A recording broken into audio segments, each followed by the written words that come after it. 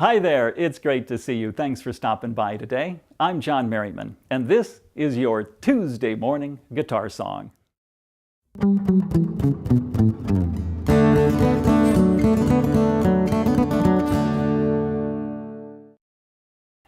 I had a friend call me on the phone the other day and say, "What shows do you have coming up?" And I said, "Well, this week I'm going to be doing Barry Manilow."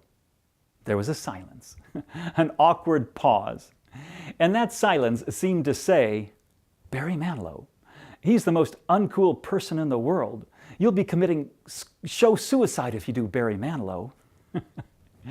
Well, my friend would never be so rude to actually say anything like that, even though his silence did imply it. What he did say was, "Oh, Barry Manilow, interesting choice," and changed the subject. I love Barry Manilow. I've always loved Barry Manilow. I love any musician who's as passionate about music as Barry is. I heard him say in an interview once that some of his songs he had to rehearse for months to be able to keep his own emotional composure together so he could perform them in public.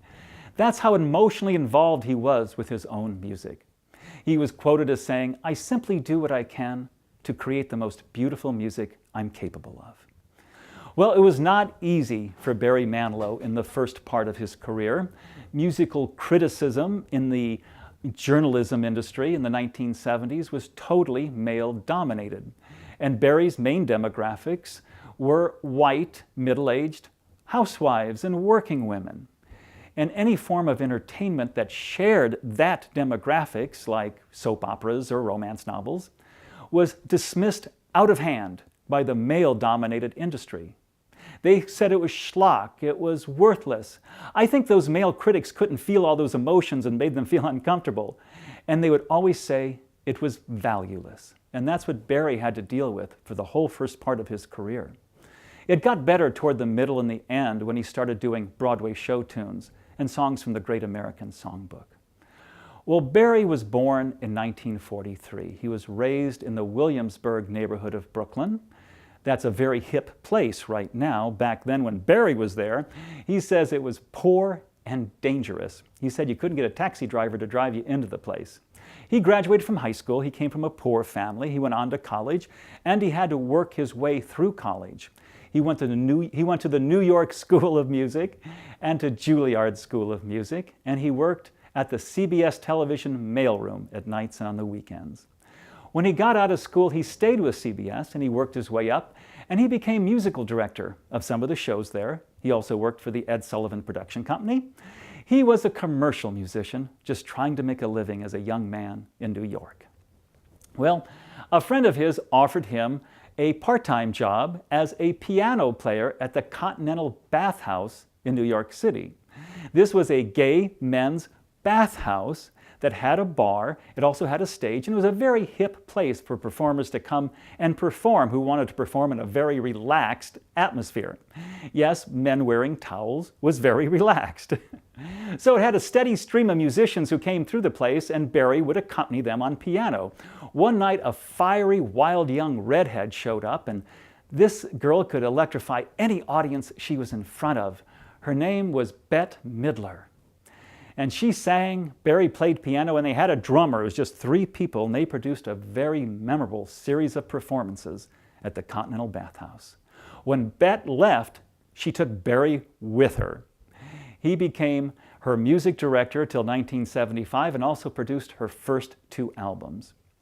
During the same time, Barry also had a little record contract of his own. He was in a band called Featherbed, and they were releasing singles. They were going nowhere. And then his record company got a new manager. His name was Clive Davis, and he had a superpower. He could spot talent, and he listened to Barry's music, and he saw right away that Barry could become very popular.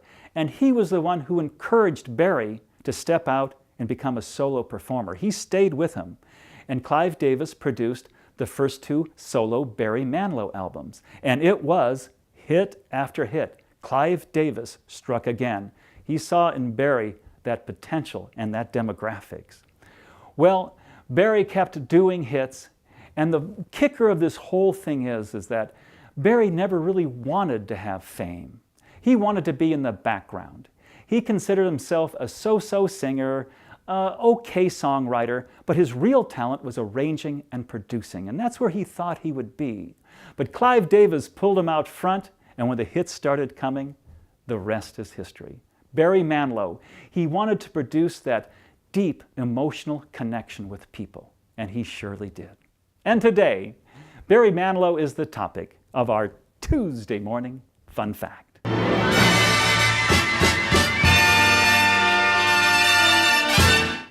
Here's your Tuesday morning fun fact. A lot of musicians, when they get out of college, have to hit the road to make a living. Well, Barry Manilow was no exception. But he did not hit the road, he hit the avenue, Madison Avenue. When Barry Manilow got out of college, as a commercial musician, he would write jingles for major American corporations on Madison Avenue.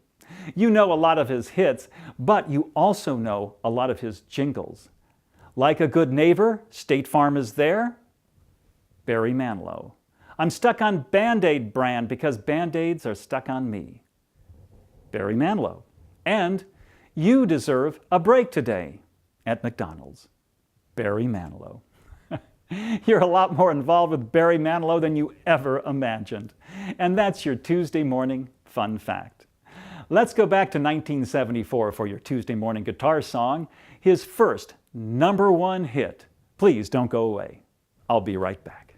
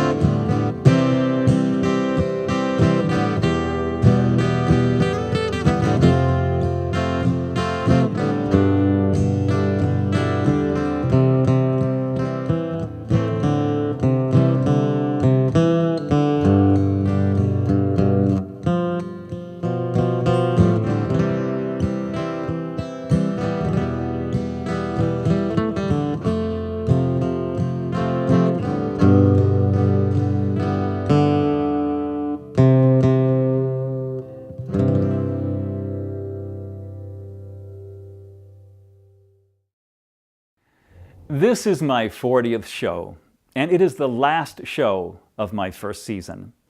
I'm going to take a couple of months off, but I'll be back next spring with a whole new bunch of tunes and fun facts. But I want to say thank you. Thank you so much for coming along on my first season and making it so special for me. Thanks for all the likes on Facebook. Thanks for all the shares on your social media and the comments. And wherever you are watching in the world, I want you to know that you're my friend and you're part of my family. I hope to see you next year. And remember, you're never ready for your day without a song in your heart. Bye now.